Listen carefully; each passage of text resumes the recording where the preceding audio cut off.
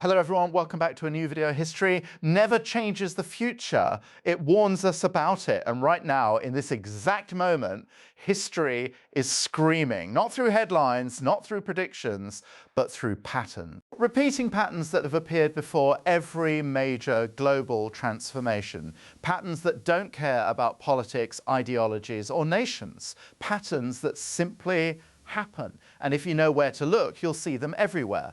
Most people think history is about the past. But that's the illusion. History is about recognition. It's about seeing the architecture of change before the structure collapses. It's about understanding that humanity doesn't invent new disasters. We recycle old ones, and the blueprints are already drawn. What you're about to hear isn't speculation, it's not fear, it's observation.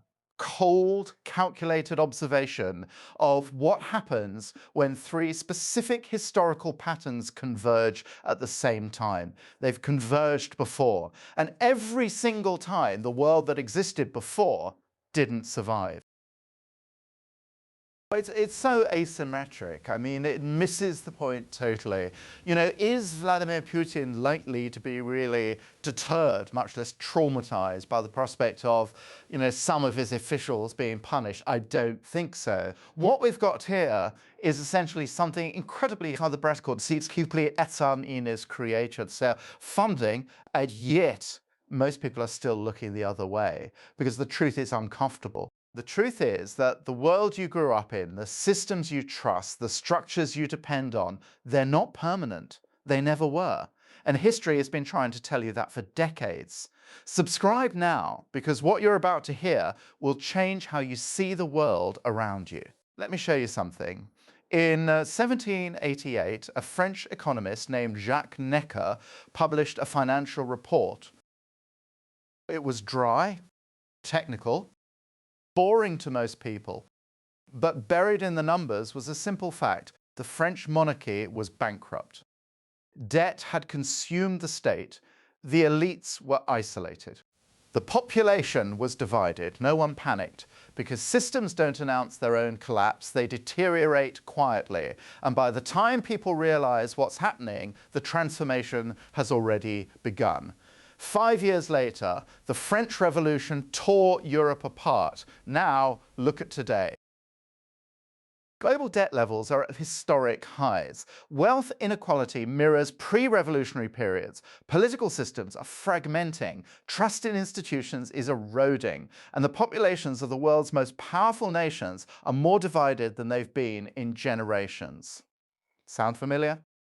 This is the first pattern, and it's not subtle. It's called the transfer of power. Power doesn't disappear. It moves from one empire to another, from one system to the next, from one global order to a new one. History proves this over and over again. Rome didn't vanish.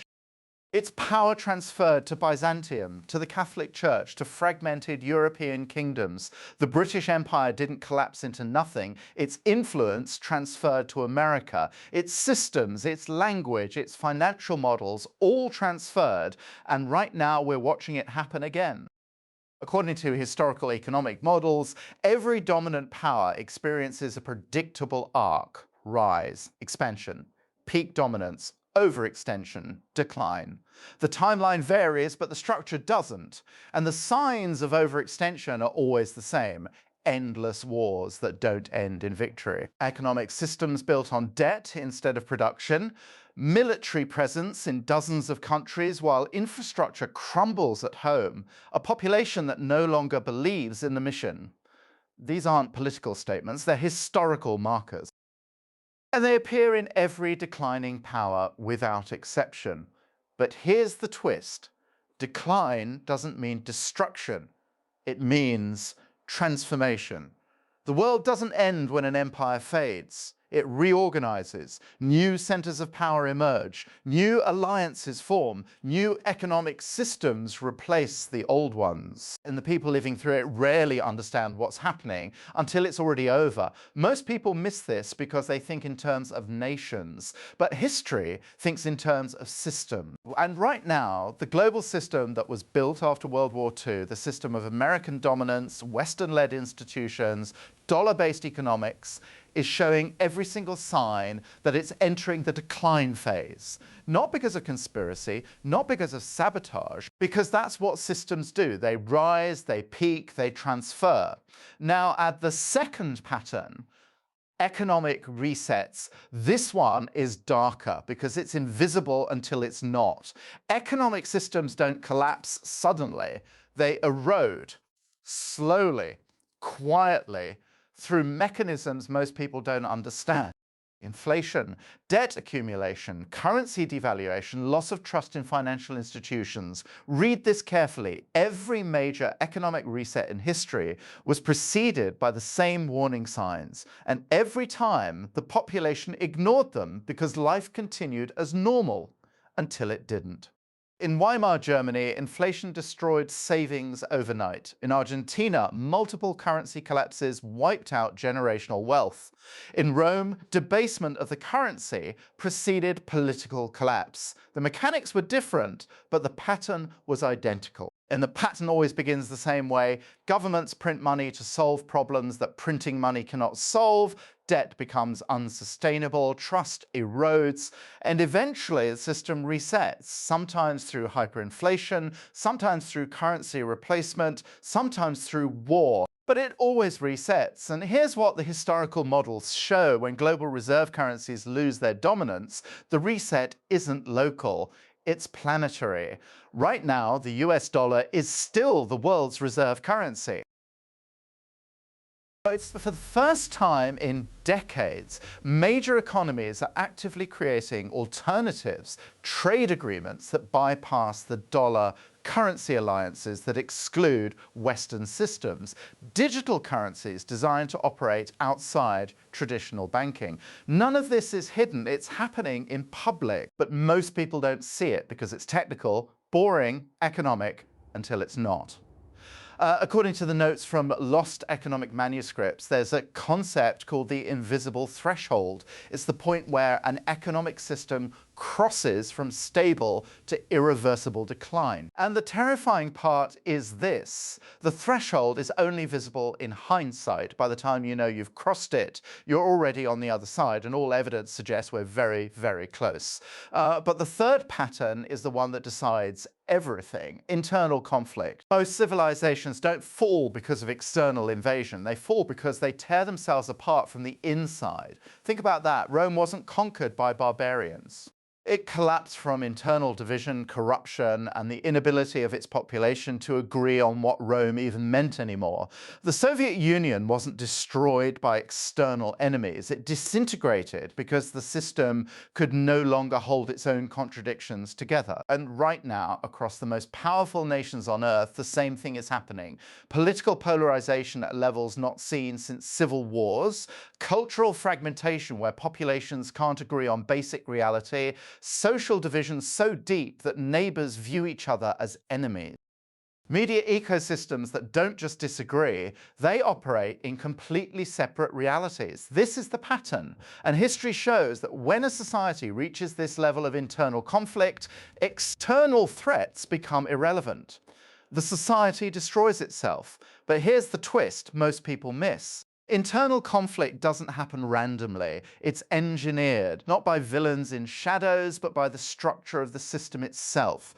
When wealth concentrates, when opportunity disappears, when populations feel unheard, unseen, abandoned, they turn on each other, not because they're stupid, because they're desperate, and desperation makes people dangerous. According to suppressed sociological research from the 1960s, there's a concept called the fracture threshold. It's the point where a society becomes so divided that it can no longer function as a unified whole. Governments lose legitimacy, laws lose meaning, institutions lose authority, and once you cross that threshold, you don't come back. You either transform or you collapse. So let's be clear about what we're seeing. Three patterns appearing simultaneously: the transfer of global power, economic systems approaching reset, internal conflict reaching fracture points. This isn't theory, this is observation.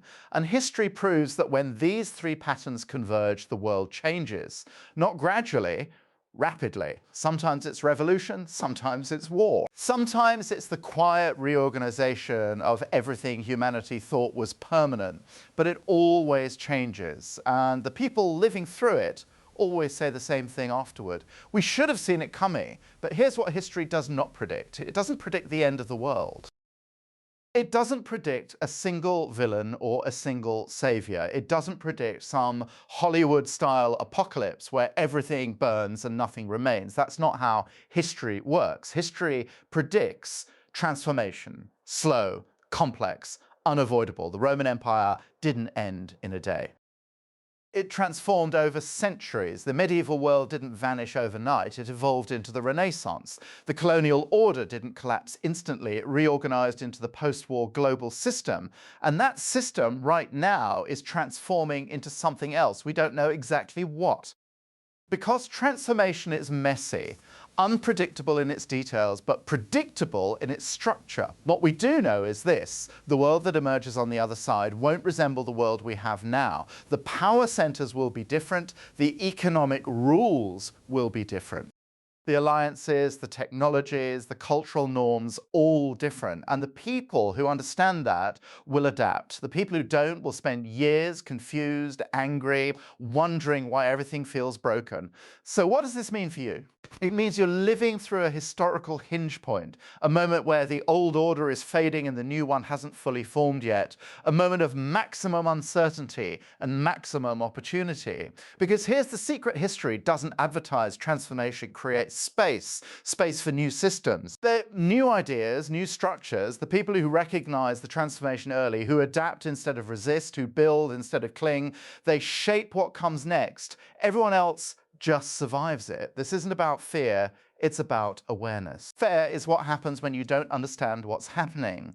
Awareness is what happens when you see the patterns clearly and respond with intelligence instead of panic. And intelligence right now means understanding that stability is an illusion, security is temporary, and the systems you've trusted your entire life were never designed to last forever. They were designed for a specific moment in history, and that moment is ending. History offers a choice: learn or repeat. The warning signs are everywhere. The patterns are clear. The data is accessible. But most people won't look, because looking requires accepting that the world is changing in ways you can't control. And that's uncomfortable. But comfort is not the goal. Understanding is, because the future doesn't belong to the people who hoped everything would stay the same. It belongs to the people who saw the warning and prepared for what comes next. So here's the real question. If history is warning us, and it is, are we listening? Or are we too distracted, too comfortable, too invested in the illusion of permanence to hear it? Because the answer to that question will determine everything, not just for nations, not just for systems, for you. Thanks for watching. Subscribe, share this, and stay aware. History doesn't repeat, but it echoes. And right now, the echoes are deafening.